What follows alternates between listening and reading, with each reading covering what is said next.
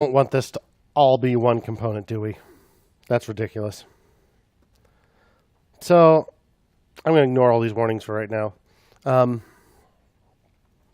Where do you see potential for more components? What could be a component here? Yeah, Evelyn?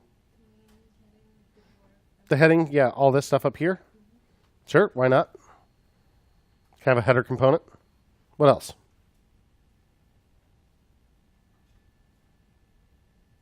If you were going to just split this up, you can kind of think of picking your components almost as like identifying all the little rectangles, which you may not go that granular, but often you would.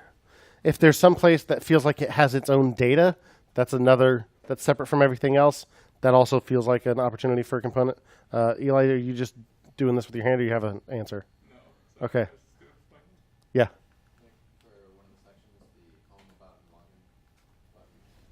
Oh, yep.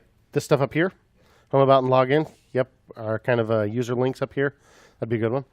Yeah. Yeah, the ad. Totally. Advertisement could be a separate component. So then, yeah.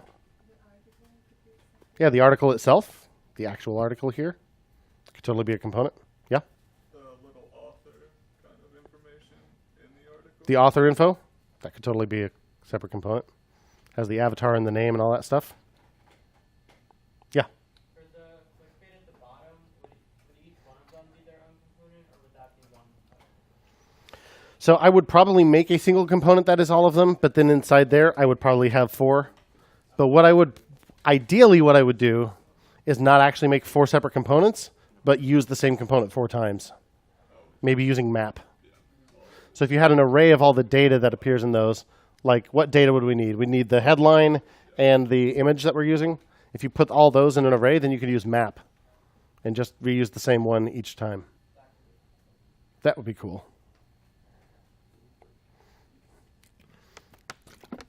That would make great homework. Okay, so let's just kind of start heading down that road.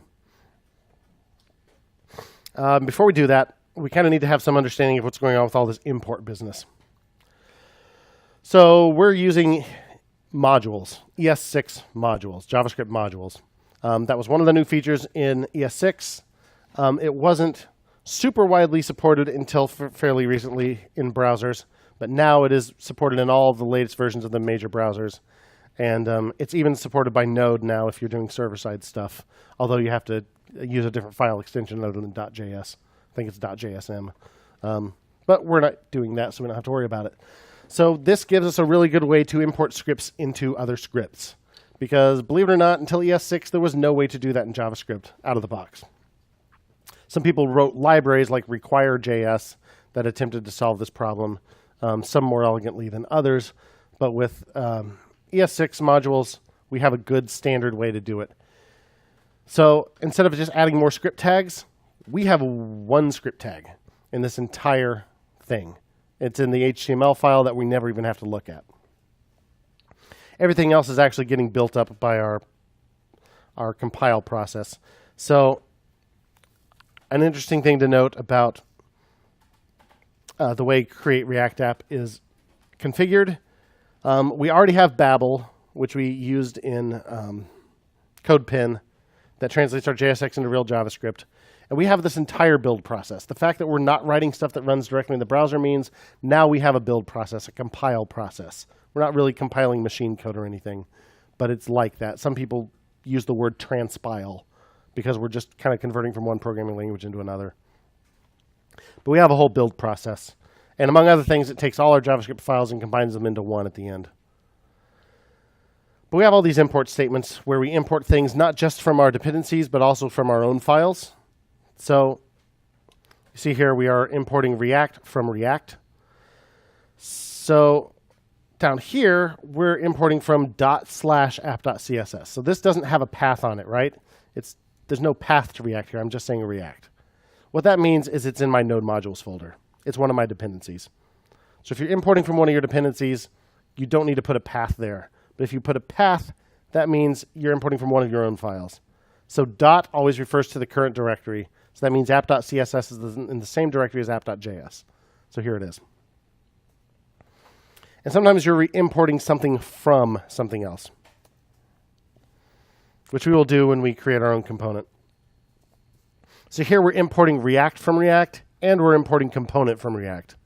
That way we can say class app extends component instead of react.component. If I didn't import component, I would have to say react.component. Not that that's terribly hard to do, but it is fairly conventional to actually import component separately and just say extends component. So you notice component is in curly braces, React is not. That's because React is the default import from this file. We'll talk more about what that means in just a minute. But that's a very quick introduction to the whole modules thing. But when we create our first component, we'll see a lot more about how that works.